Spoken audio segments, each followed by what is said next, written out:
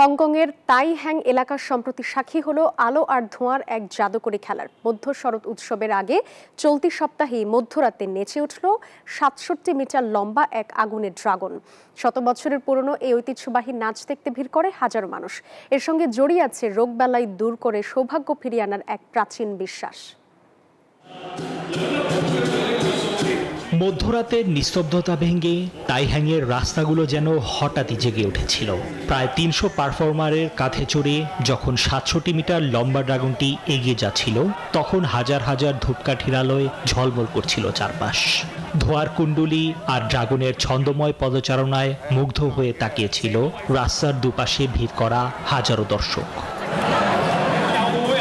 এই অদ্ভুত সুন্দর নাচের পেছনের গল্পটাও কিন্তু বেশ চমকপ্রদ।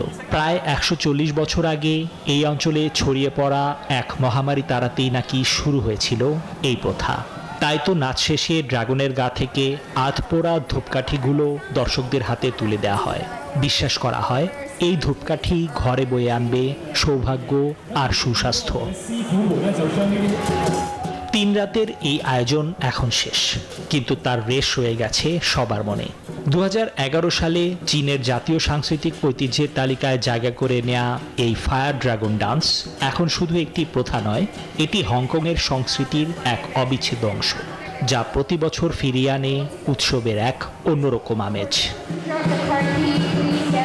নিবিড় আমিন, নিউজ 24। ওদের স্বপ্ন পূরণে পাশে থাকতে পেরে আমরা গর্বিত।